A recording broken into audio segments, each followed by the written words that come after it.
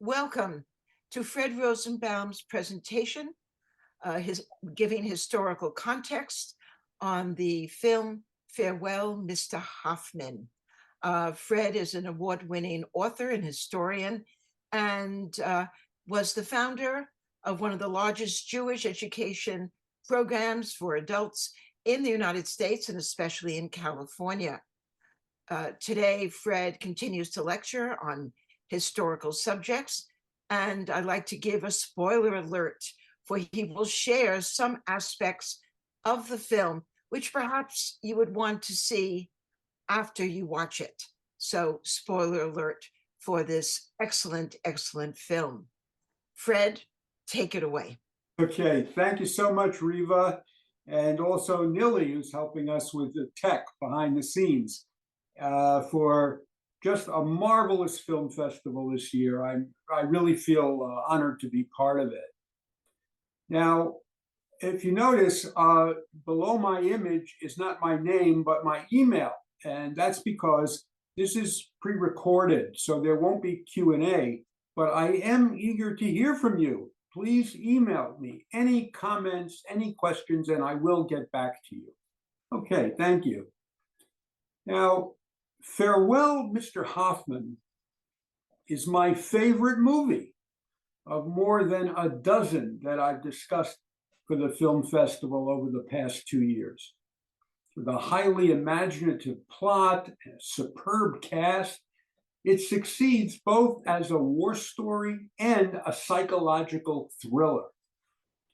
In the title role is the venerable Daniel Auteuil, one of the most revered actors in French cinema. The film sheds light on the Parisian Jews' worsening plight from mid-1941 to mid-1942, early in the German occupation.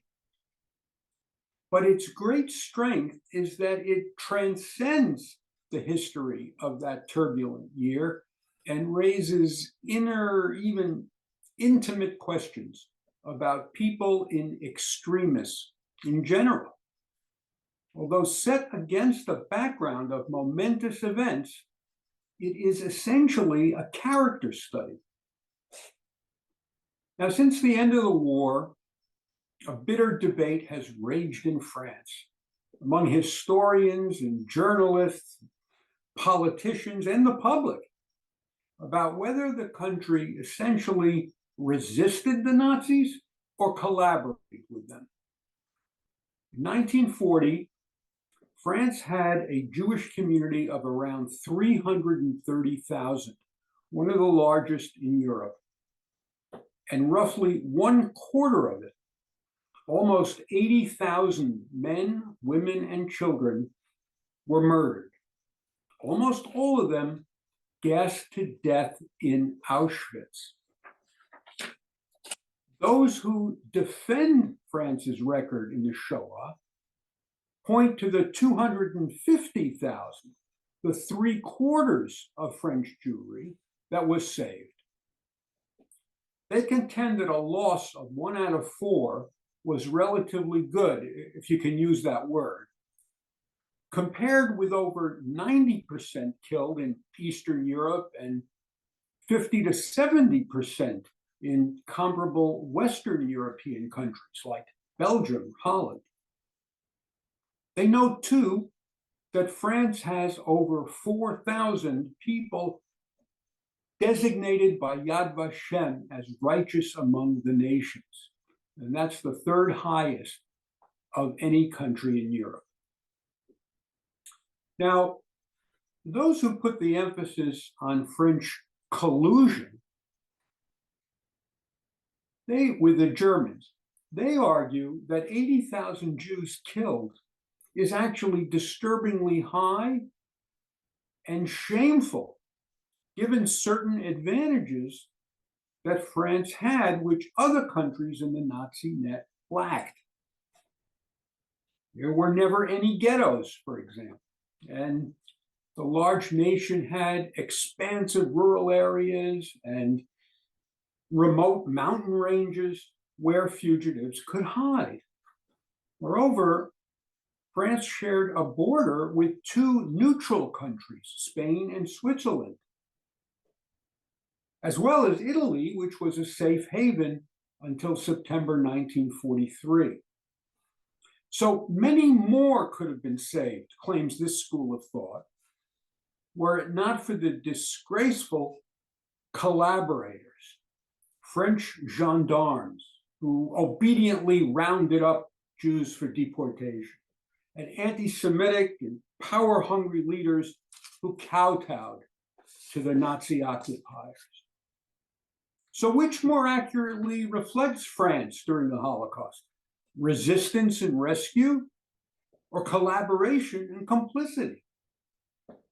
In the early post-war decades, resistance was in the spotlight. Since the mid-90s, collaboration has received more attention. This film, however, rejects these binary categories. First, it shows us there are varying degrees of both rescue and collaboration, and that as the wartime circumstances change, human behavior changes. The helper and the backstabber can both exist, not only in the same family, but even within the same individual, such as the apprentice jeweler Francois Mercier, who becomes a rescuer, albeit for personal gain, and then slowly evolves into a double crosser who ultimately denounces the man he initially promised to save. He is not a Jew hater. He utters not one anti-Semitic word. Nevertheless, he becomes a kind of prison guard, and a thief, and finally a Nazi accomplice. This aspect of human nature, rank opportunism, which is so prevalent in times of turmoil, was clearly in the mind of the gifted Fred Cavalier, the film's director and scriptwriter. We can see the first image, please.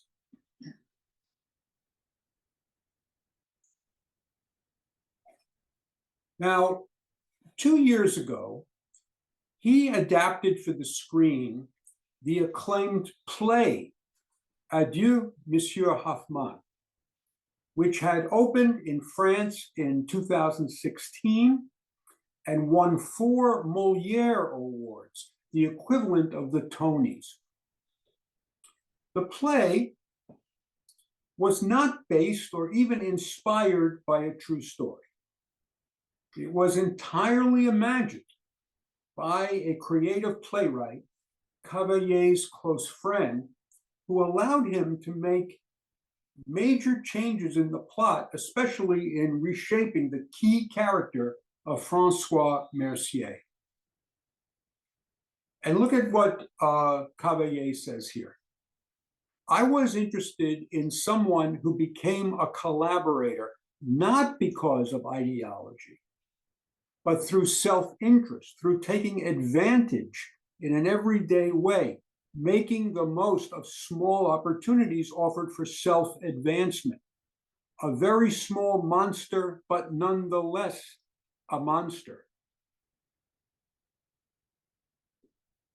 And in an interview that he gave, he said that Gilles Lelouch, another leading French actor whom Cavalier had cast in 4 of his previous films, he said that Lelouch would enjoy the role of someone becoming a monster. Okay, you can remove that now. Thank you.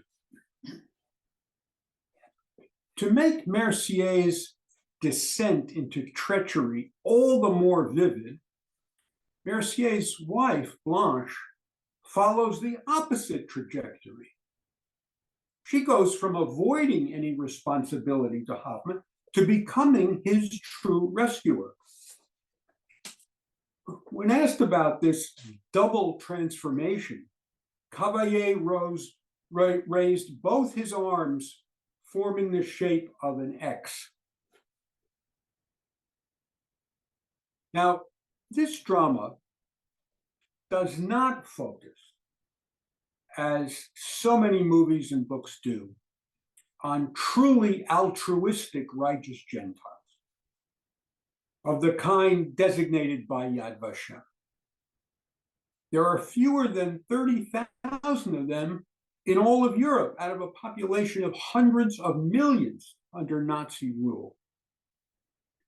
Instead, it delves deeply into a person who, from the outset, helped for ulterior motives. In this case, the hope of advancing his career. Then made the incredible demand that Haffmann father a child that Mercier would call his own, and to do this with Mercier's wife. Conditional rescue has not been adequately examined, even though it was widespread during the Shoah. Several scholars hold that conditional or transactional rescue was far more common than selfless behavior toward Jews. All helpers of Jews risked their lives, there's no question of that. But many did so largely for their own gain. Some sheltered Jews in order to convert them to Christianity. Others welcomed a Jewish child into their homes with no intention of giving up custody of their new son or daughter after the war. Others demanded sex in return for their help. Many of the opportunistic rescuers, like Mercier, required unpaid or underpaid labor from those they helped. Reminds me of a study tour several years ago in Vienna, where our local guide, a child during the war, told us the heart-wrenching story of her intermarried parents. Her father was Jewish and thus kept his distance from their apartment.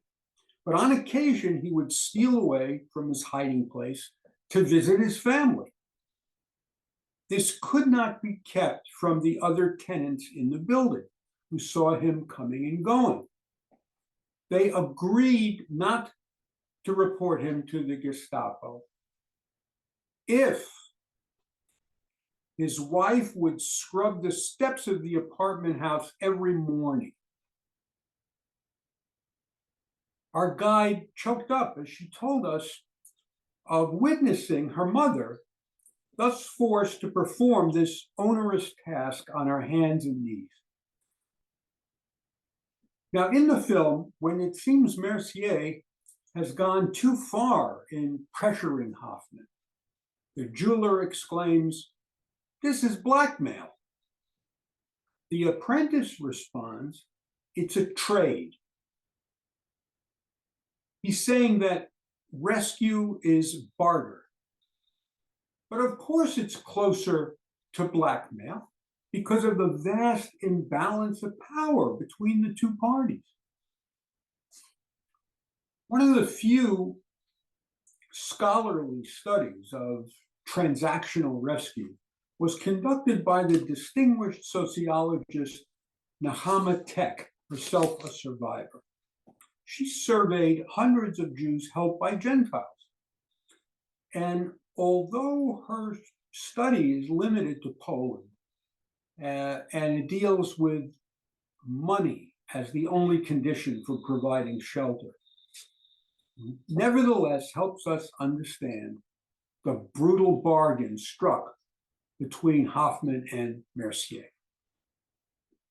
Of those who paid their helpers, who had to pay their helpers, and by this she means those forced to hand over exorbitant amounts, not simply reimbursement for food or other necessities. Of those, only 1/3 felt any gratitude toward their rescuers. The other 2/3 reported a wide range of mistreatment. Often the price of shelter would be arbitrarily raised. Survivors used terms like money hungry and greedy to describe their paid rescuers. Many reported being robbed and little help actually given. Some fugitives were kicked out, many more under constant threat of being ousted. Others told of constant fear of denunciation hanging over their heads. 1 out of 8 recounted actually being betrayed by their so-called helper. Only 18% regarded their paid protectors as being courageous or good-natured. Let us now turn to the disastrous circumstances that led to Haffmann being at the mercy of his abusive rescuer.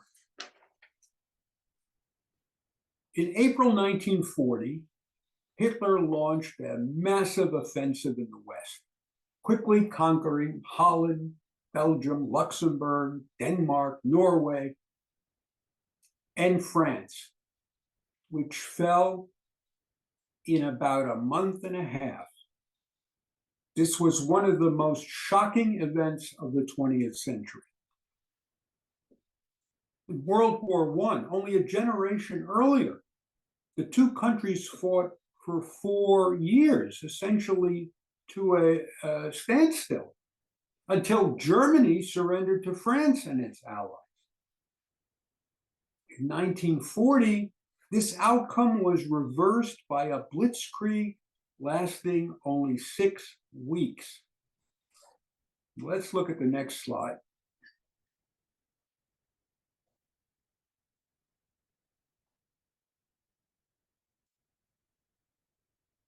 In June of 1940, the German army triumphantly entered Paris.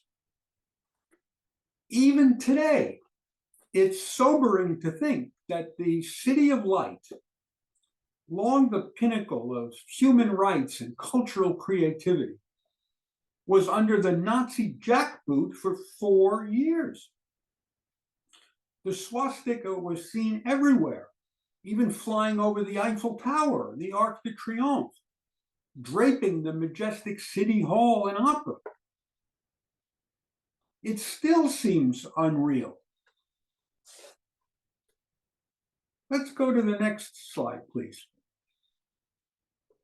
Here is what the Germans imposed on France. First of all, they took back Alsace and Lorraine in eastern France that they had lost in World War I. You see Alsace, and then above it is part of Lorraine. That's in the pink sort of arrow shape. And for the rest of Lorraine, they proposed to bring in ethnic Germans so that eventually that too would be annexed.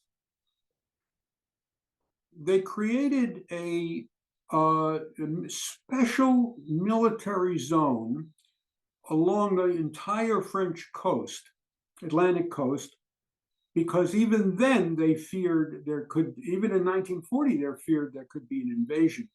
Virtually no civilians were allowed in that area. If you notice, in southeastern France, Italy invaded, even right after the German invasion, and they annexed some territory. They would annex more in the next 2 years.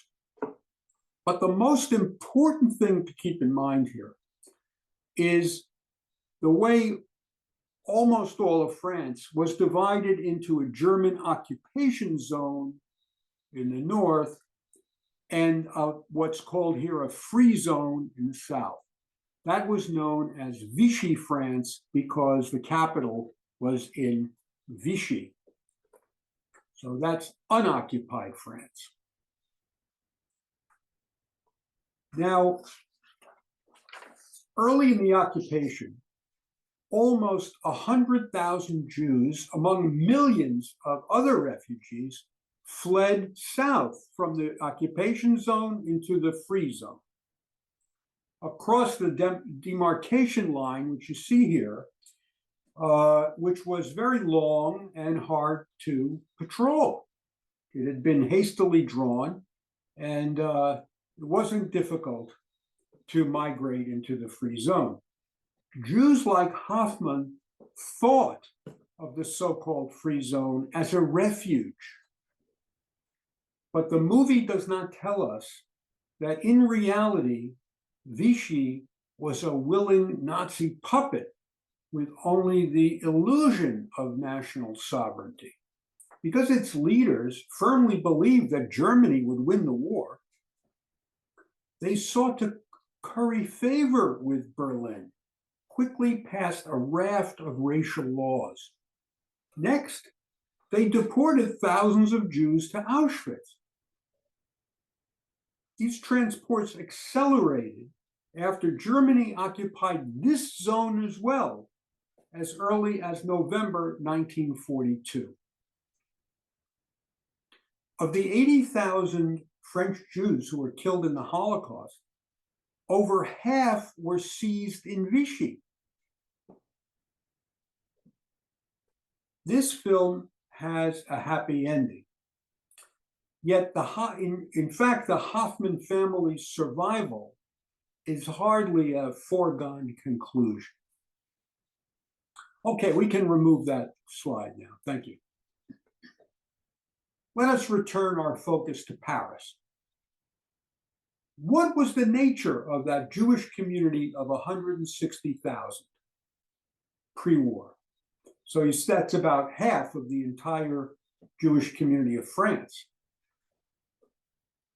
For Paris, the key point to keep in mind, and this is crucial in understanding Haffmann's ordeal, is that like him, more than half the Parisian Jews were foreign-born, mostly from Poland.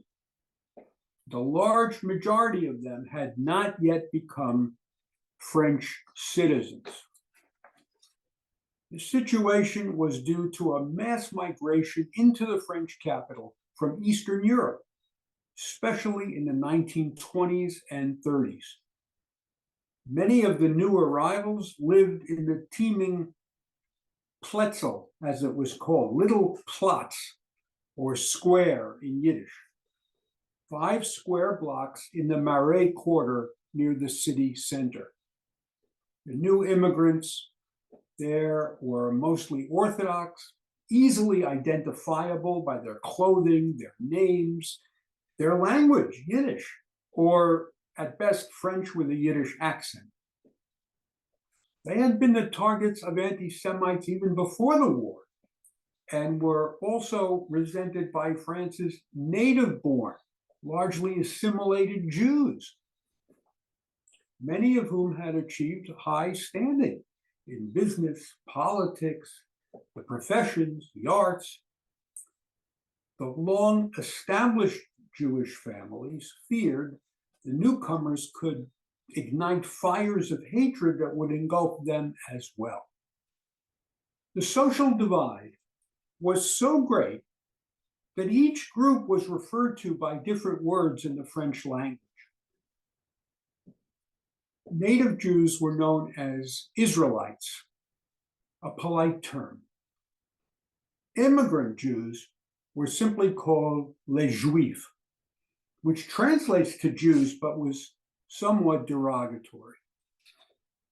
These foreigners, packed into one small district and having few connections with Gentiles, were especially vulnerable during the German occupation. They would comprise the large majority of the French Holocaust victims. 41% of the foreign Jews were killed, compared with just 12% of Jews who were French citizens. Early in the film, we learn that Haffmann was born in Poland, then part of Tsarist Russia. And due to the pogroms, immigrated with his family to France at the age of 8, likely around the turn of the century. He is almost certainly a naturalized French citizen, clearly acculturated and speaks unaccented French. He is a jeweler, for centuries a typical Jewish occupation, but his store does not appear to be in the Marais, where the streets are winding and narrow.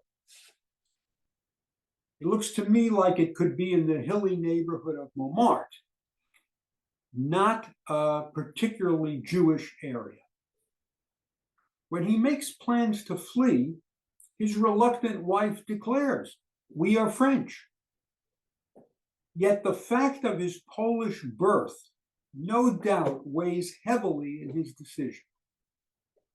As it turned out, the citizenship of Jews naturalized after 1927 was revoked. That still would probably spare Haffmann, but you can see how his East European origins could only add to his anxiety. Now, in 1940, all Jews were required to register with the authorities. Almost all complied with this, and their identity cards, required to be carried at all times, were stamped with the word Juif in red. The following year, Jews were removed from their posts in the civil service, education, and this even included the universities. They were banned from public places like cinemas, concert halls, parks. They could only travel in the last car of the Paris metro. They had to abide by a strict curfew. And in May 1942, a couple of months before Haffmann flees for the second time, Jews were required to wear the yellow star. As we see in the film, the edict that most affects Haffmann, the Aryanization of Jewish businesses, occurred fairly early in the occupation. There were 31,000 Jewish businesses in France, which had to be sold to a Gentile, usually far below market value, or given over to the government. Trying to circumvent this law was quite common, and many resorted to a plan like Haffmann, namely putting their enterprises in the name of a non-Jew for the duration of the war. As you know, even if these Jews survived, they sometimes had difficulty reclaiming their businesses when they returned. Now, this wave of draconian decrees generated very little public protest in Paris or elsewhere in France. Leaders of the Catholic and Protestant churches were almost uniformly silent. Most French, already suspicious and scornful of the foreign Jews in particular, were inclined to ignore the racial laws. Naturally, they were preoccupied with their own serious problems: inadequate rations for food, clothing, fuel, the breakdown of public services, including water, electricity, transport. About 65,000 French troops had been killed in the brief war. But the anguish went far beyond mourning fallen soldiers. The Germans had taken prisoner almost 2 million French servicemen, and they languished in POW camps until 1945. Now, unsurprisingly, the public sought scapegoats for this crushing loss and its consequences. Most believed they had been betrayed. And a landmark book written immediately after the collapse in 1940 is entitled Strange Defeat. quickly targeted with the French politicians, the military, the communists, the capitalists, the fascists. The British thought to have dragged France into the war. And yes, the Jews, so often accused of controlling world events from behind the scenes. Anti-Semitic attitudes and acts rose dramatically. But worse was to come.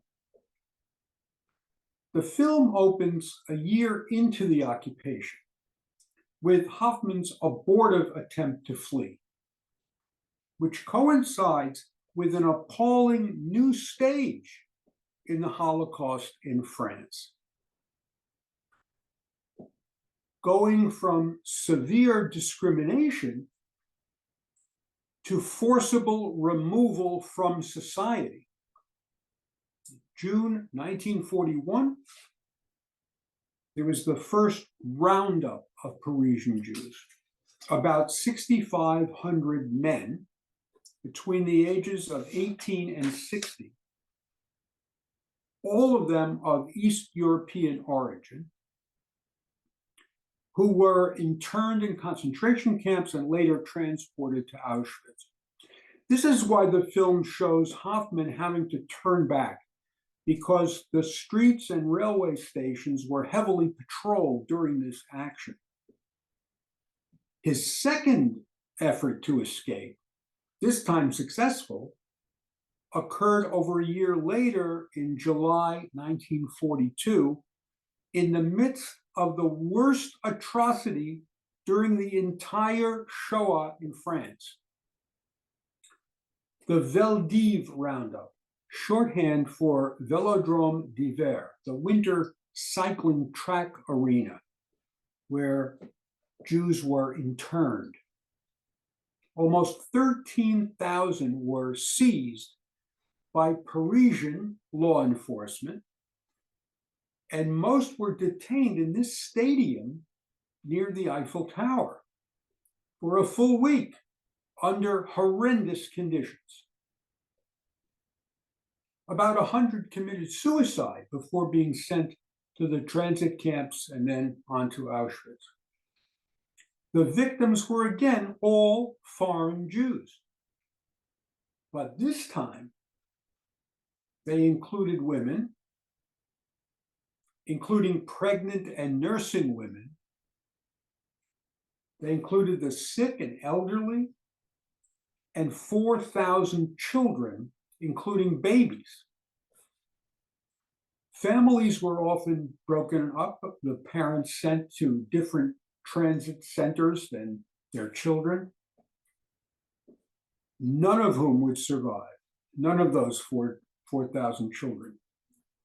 The Nazis had not demanded the children be deported. That was a French decision. This genocidal crime, in full view of the public, finally engendered sympathy among the French, including some courageous Christian clergy who spoke out in their churches and arranged hiding places for thousands of Jews. It also energized the armed resistance movements, both of the communists and the Free French, headed by Charles de Gaulle, based in London. Let's look at the next slide, please. The Veldiv is no longer there, but near its former site is a memorial. This sculpture stands on a curved base to represent the cycle track. Yet the statue depicting these people in just utter miserable conditions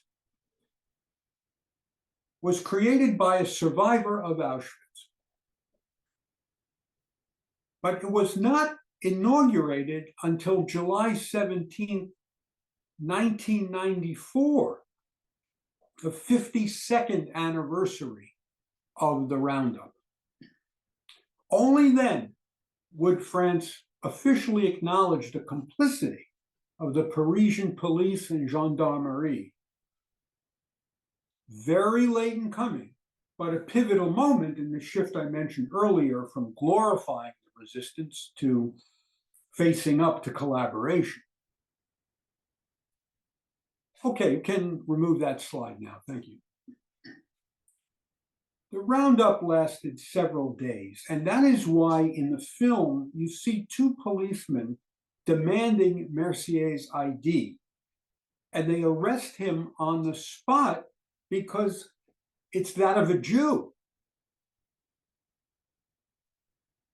Amidst this mass seizure, Mercier's Aryan ID, now in Haffmann's hands, could be the difference between life and death, especially since Haffmann is a foreign-born Jew who has already been denounced. Let me show you what these ID cards look like. If we could see the next slide. Now, the top one, maybe this can be made a little larger if you can. That's it, thank you. The top one, this is a woman named Margarita Rothkopf. You see the way the picture is pasted onto the ID. This is the way Blanche Mercier saves Haffmann. She just pastes his picture onto Mercier's ID.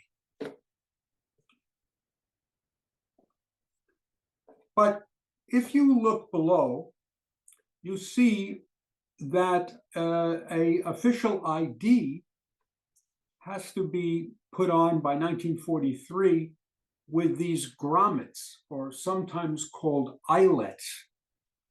And you see them in the upper right part of the picture, and there's a second one in the upper left. Those are made by only a single factory, and it's very hard to get them. It shows that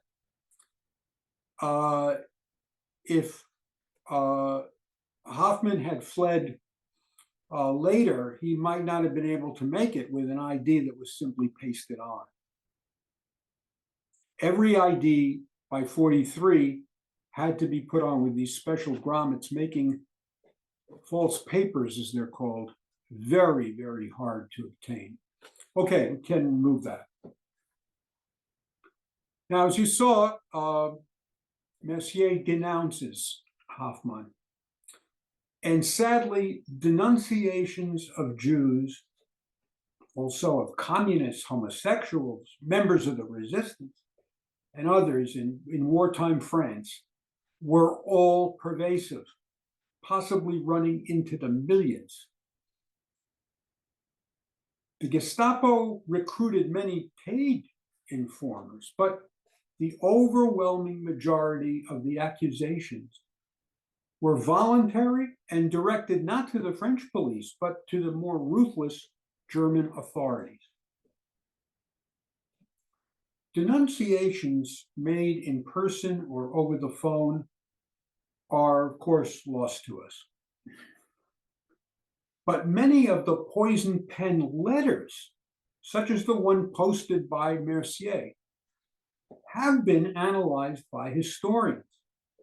In Paris, there were 1,500 of these written allegations every day in 1942. Some anonymous, but some signed. Now, as we'd expect, a large number of those who incriminated Jews, their letters are rife with anti-Semitism. Here's one, a typical one from 1943. Dear Sir, I hate the Jews who have done so much damage, and so it gives me great pleasure to unmask one of them for dodging the laws, which are there to stop them from harming us. But there were many other reasons to turn in a Jew than this kind of bigotry. In some of these letters is a Jewish business competitor, perhaps working with a false identity, under a false identity, that the accuser wants removed. In others, the motivation is a personal vendetta, revenge against an annoying neighbor or an unfaithful lover, or even a rival claimant for an inheritance. In one case, a French woman found out that her husband's mistress was Jewish and so denounced her. In another, a Christian father was so enraged at the prospect of his daughter marrying a Jew that he betrayed the young man to the Gestapo. This dark side of the occupation, rampant denunciations, self-serving helpers, complicit police and gendarmes, the merciless bureaucrats and politicians. All of this must be taken into account, along with the resistance fighters and the righteous Gentiles, if we were able to get a full picture of France during the Holocaust. Now, while the filmmaker presents us with rescuers who are erratic and unreliable, to say the least, he also includes as well a German captain whose behavior is also conflicted, if not contradictory. Ernst Junger is drawn from real life, one of the most unpredictable, indeed enigmatic officers in the entire Wehrmacht. Let's see the next slide. Here you see Junger. I wanted to include on the left, top left, the actor who plays him in Farewell, Mr. Haffmann, Nikolai Kinski. You see him there. On the right is the real Ernst Junger. This is the cover of his book, the War Diaries, and focusing on his posting in Paris. By the way, look at the dates of Ernst Junger. He lived until 102. Below is Ernst Junger on his horse, and although the picture doesn't see it, he's actually leading his troops around Paris. Now, his story is all the more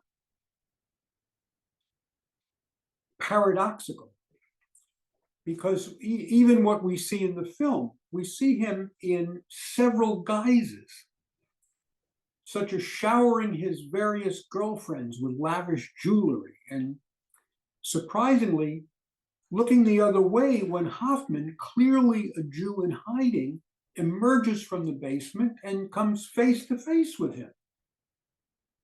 It appears in the film that this Nazi officer saved the jeweler's life and likely the Mercier's as well. Now, during his posting in Paris, Junger was already a celebrated author, known for glorifying war and trumpeting hyper-nationalism and German supremacy. As a young man, he had fought bravely in World War I and was wounded 7 times and wrote a best-selling novel, Storm of Steel, which extols the daring and valor of combat.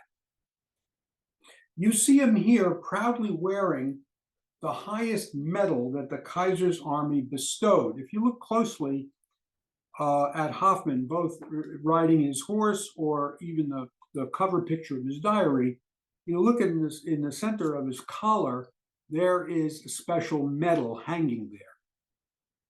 By the way, this is one little detail that the film missed, but that's okay. He also traveled the world and immersed himself in art, music, natural beauty, as well as literature and philosophy. In Paris, he often neglected his military duties. He entered the war as a captain and he left the war 5 years later. He was still a captain. He spent his time in salons with famous artists and intellectuals, far-right Vichy thinkers, as we'd expect, but also he met some adamantly opposed to fascism, like Picasso, in exile from Franco's Spain, who had just painted his iconic Guernica.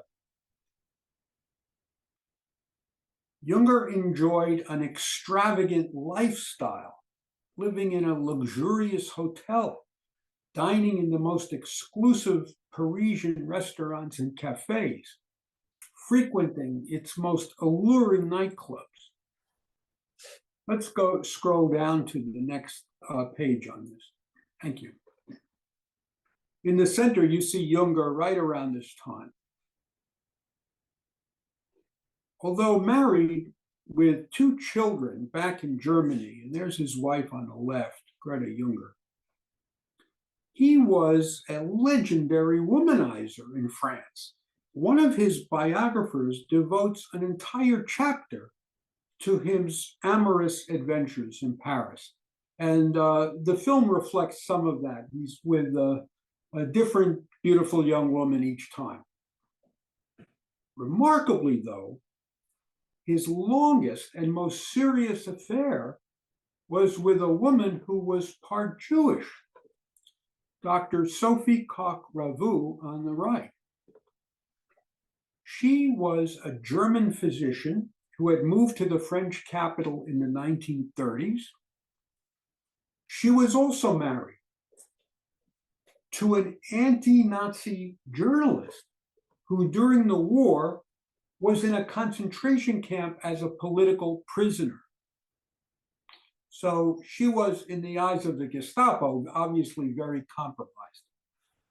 Had this relationship of Junger's been discovered, he would have been imprisoned at the very least.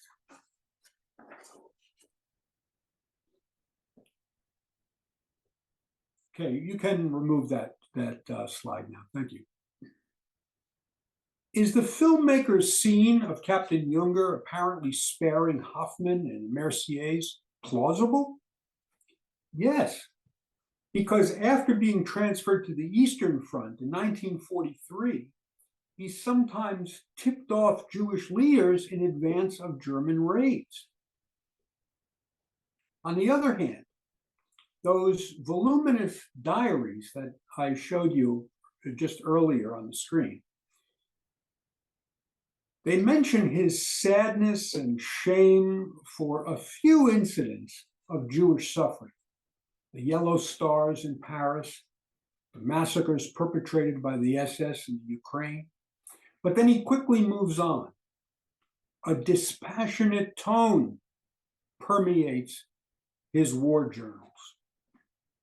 In 1944, Junger was summoned by his fellow officers to join the plot to assassinate Hitler.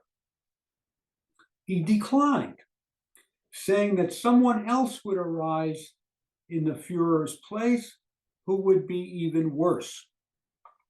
Now, I'm not sure he really believed that, or rather refused to join the conspiracy out of fear, which is quite understandable.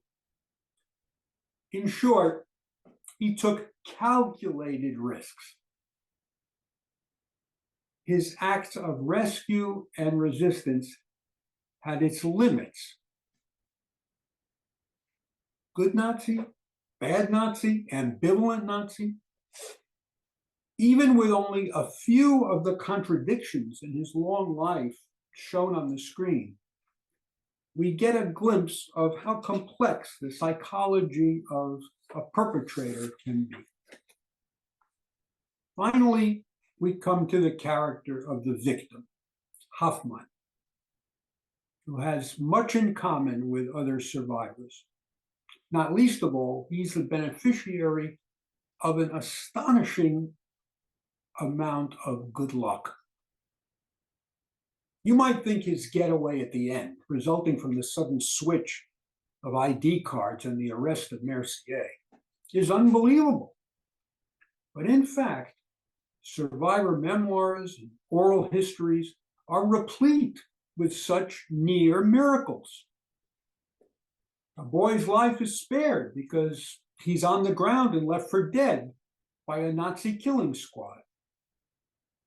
A man is about to be executed, but the killer's gun jams and he's able to run away.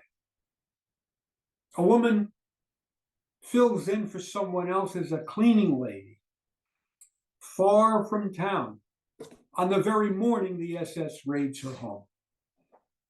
The survivors themselves will tell you that certain attributes were necessary, but without luck, no combination of them was sufficient to make it out of the fire alive. The most clever Jew could be in the wrong place at the wrong time. But even if blessed with lucky breaks, one needed good instinct, such as the ability to intuit danger early. Most Parisian Jews lacked this sixth sense and remained in place. Not only in 1941, when Haffmann sent his family away, tried to flee himself, but they stayed in denial much later. At the time of the catastrophic Veldiv roundup, over 2 years into the occupation, there were still over 100,000 Jews in Paris, almost 2/3 of the pre-war Jewish community. They had deluded themselves by thinking, well, it's only foreign Jews they're taking away, and just a few thousand of them, and only the men. And no one could imagine the unprecedented final solution: industrial-style extermination. As one scholar has put it, Jews could expect the worst, but not the unthinkable.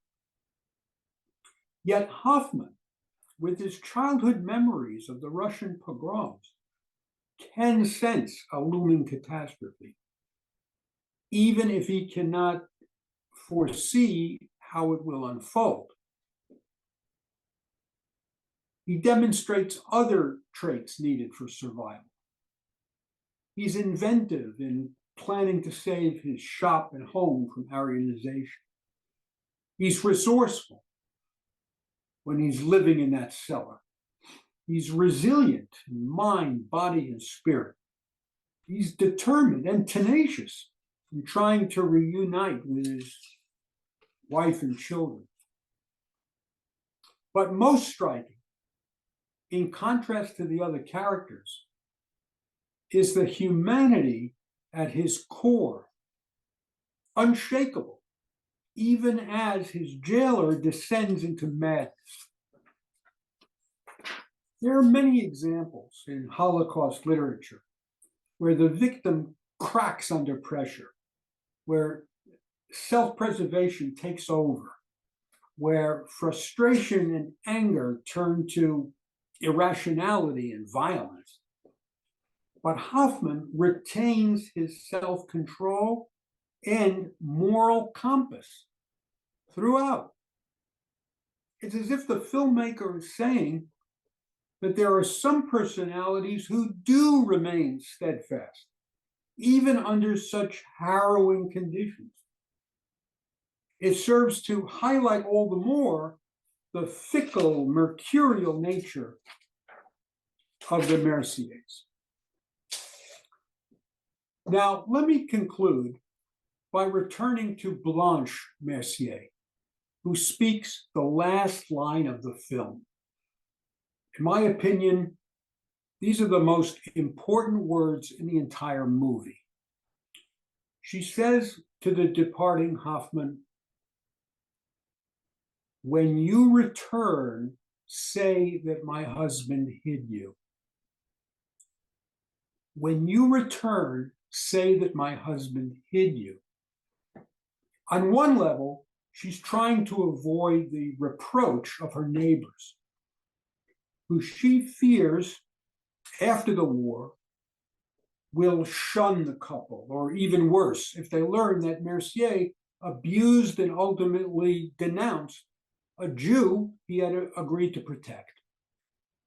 Indeed, soon after Paris was liberated, such people who were complicit with the Nazis were stigmatized and humiliated in public and sometimes imprisoned. About 150,000 French men and women were punished in some way in 1945 and 46. By the way, many of those were denounced by people driven by personal motives as well.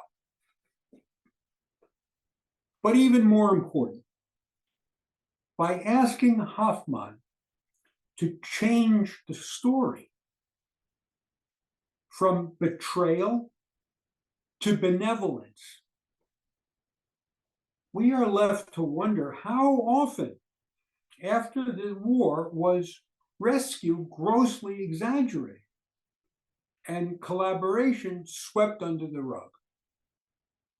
In Hoffmann's jewelry store, we follow the dreadful twists and turns of one Jewish-Gentile encounter over a single year.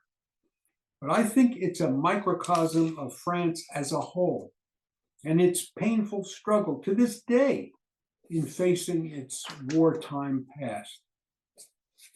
And that it puts us in touch with the human condition under duress, prodding the viewer far removed from that place and time to ask, what would I do in that situation? Thank you.